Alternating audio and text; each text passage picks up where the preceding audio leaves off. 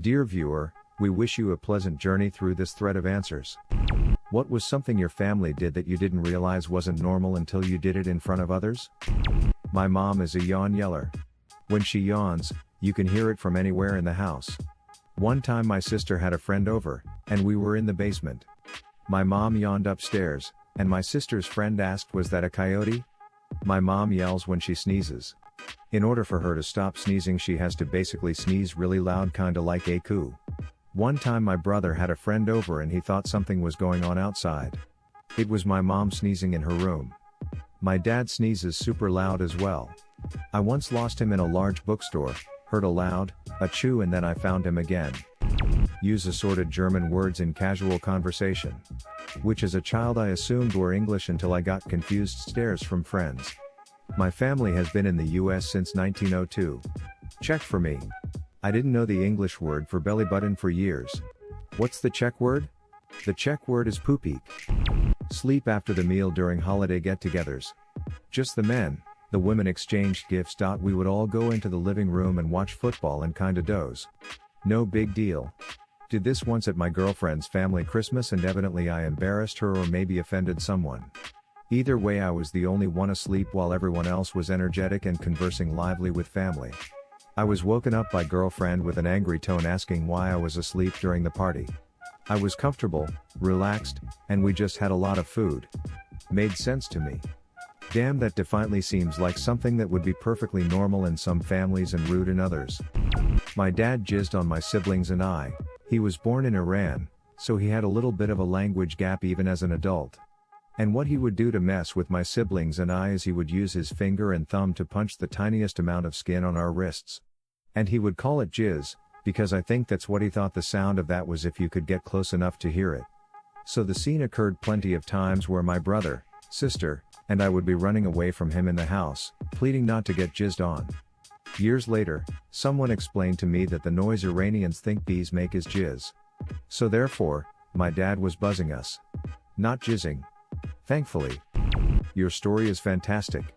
That first line I audibly gasped. Language mix-ups definitely can be awkward. When I lived in Japan, I started from zero with language ability. Early on I learned that chi plus n, is used colloquially as a verb for microwaving, chin representing the sound of a microwave chime. 794. One evening when hosting some Japanese people I had met, I went over to microwave something and in a sing-song voice said chin chin. They turned to me mortified. I stood there confused, until one brave soul informed me I had just said a slang word for penis. And that's the story of how I learned a new slang word. My mom and I have had this inside joke where we go, "Don't talk to me," or "Don't even look at me," in response to stupid poop. I don't remember how or when it started, but I've been doing it since I was a wee kid. I didn't realize how odd it was until I said "Fine, don't talk to me then," in response to my mom telling me I couldn't get a video game I asked for, and a woman in the aisle with us got offended. She pulled my mom aside and told her I don't need to be talking to her like that and she needs to teach me how to respect her Amayu. My mom explained that it's a joke that we do, but she doesn't think the woman believed her. Saying "God damn it" after sneezing. That was an interesting day in first grade. We say "shut up." Can be awkward with new people.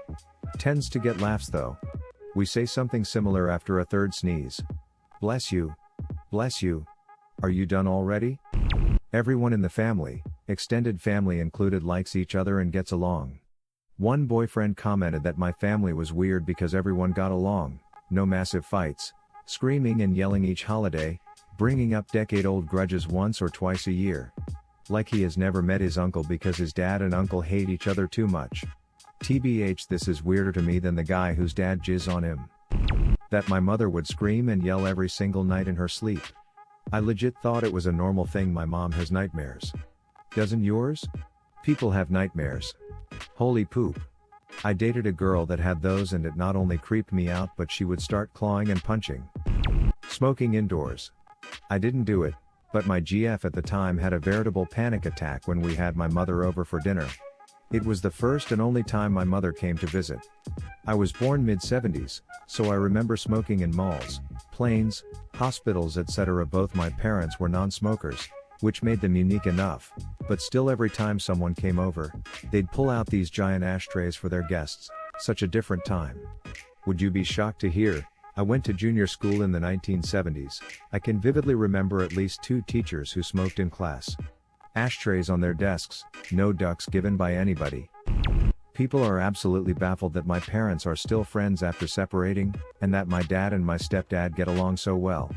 They even kept living together until mom bought her house, dad kept the original house, and when my stepdad came to visit from his home country, he'd stay at home too.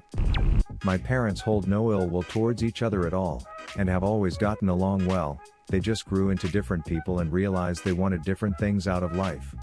Their houses are 10 minutes apart and they invite one another over for dinner all the time. They still help each other out when one of them needs something, they still do activities together, and they'll sometimes drive together to come visit me too. Many of my friends whose parents have separated have shared what amounts to horror stories about it. It sounds like a lot of separations are aggressive, violent even, and definitely not as chill as my parents' separation was. Seriously, the hardest part of all this for me is deciding whose house I'm staying at when I visit home lol. It seems far more common for parents to be very overtly cautious/controlling of their kids' activities. Not that my parents let us have free rein, but they trusted my brothers and I to walk around the neighborhood, usually in big groups. Bedtimes weren't really enforced after like age 10, and never on weekends. Ironically later I was pretty often the safe friend to the more cautious parents, because I turned out real boring. I was probably a bit of a special case because I've always had a touch of anxiety, but I think having my parents' trust kind of removed the rebellion of it. Apparently it isn't normal to do grave rubbings.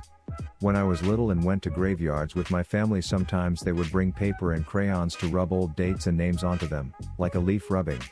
I was reminiscing on this once with my friends and realized that these rubbings weren't a normal thing to do once they all gave me horrified looks.